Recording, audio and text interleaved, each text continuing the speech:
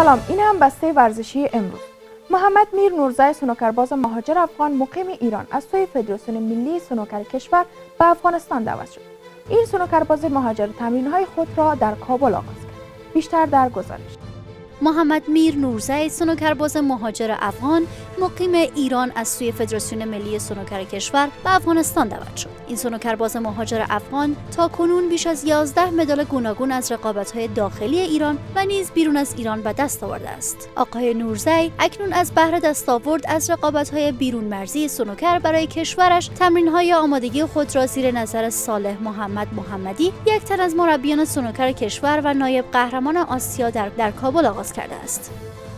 تیم ملی فوتبال 23 سال بانوان افغانستان در سومین دیدار خود از رقابت‌های قهرمانی مرکز آسیا برابر تاجیکستان شکست. ملی پوش فوتبال بانوان 23 سال افغانستان در سومین دیدار خود در رقابت‌های قهرمانی مرکز آسیا برابر تاجیکستان شکست خورد. دو تیم پس از چاشت امروز به مسافه هم رفتند که در پایان بانوان تاجیکستان با حساب 5-1 در این دیدار به پیروزی رسیدند. ملی پوشان فوتبال امید بانوان کشور در نخستین بازیشان 2-1 برابر ترکمنستان به پیروزی رسیدند، اما در دومین بازیشان با نتیجه سنگین 10-0 برابر ازبکستان زانو زدند. تیم‌های فوتبال زیر سن 23 سال افغانستان، ایران، تاجیکستان، ترکمنستان، قزاقستان و ازبکستان در این مسابقات در برابر هم رقابت می‌کنند. مرحله گروهی جام جهانی فوتبال ساحلی شب گذشته با برگزاری چند دیدار مهم پیگیری شد.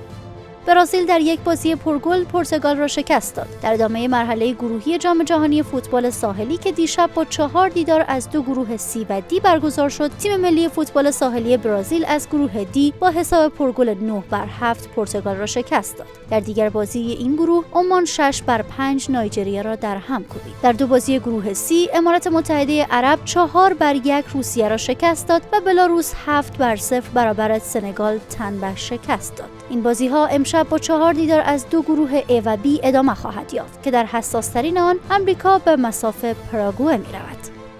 تیم فوتبال الهلال عربستان فاتح لیگ قهرمانان فوتبال آسیا شد.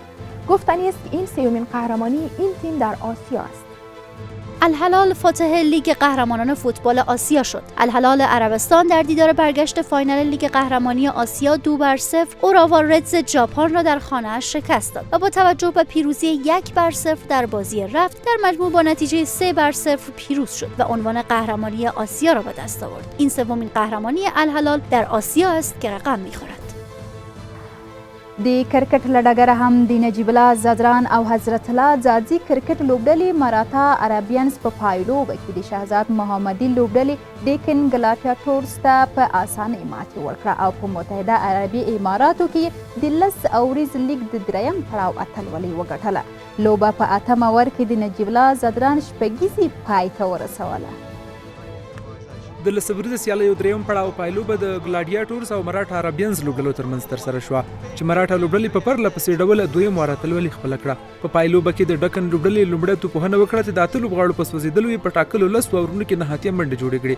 په ځواب کې مراټا لوبډلې ټاکلی هدف په 8مه اور کې د نجیب زدران په زړه پورې شپږیزې سره بشپړ کړ. په یاد لیګ کې د نړۍ بیلابیلو لوبغاړو ګډون کړی و چې ګڼ شمېر افغان لوبغاړي هم پکې شامل وو. د افغان ځلیدونکو لوبغاړو څخه محمد شهزاد او نجیب زدران په توپوهنه، قیس احمد ظاهر خان او مجیب زدران په توپ اچونه کې ښه وځلېدل. ویسټ انډیز لوبغاړی واټلینګ چې په 26 توپونو یې 54 ناسوځېدلې منډې وکړې د پایلوبې غوره لوبغاړی وټاکل شو. د سیریز غوره توپوهونکی او غوره لوبغاړی آسټرلیوي کریس لاین و چې تر ټولو زیاتې 301 منډې جوړې کړې. نوموړی د ګټونکي لوبډلې سره و. شهزاد په یادو سیالیو کې 109 منډې جوړې کړې. د یاد سیریز غوره توپچونکی ګواشم ګوارتن و چې په 9 سیالیو کې 12 لوبغاړي وڅڅول. د افغان لوبغاړو لخوا قیس احمد په 9 سیالیو کې 9 وکټې واخیستې او د توپچونکو په لیست کې 3 مقام خپل کړ. این بود مهمترین های بسته ورزشی. تا بعد خدا نگهدار.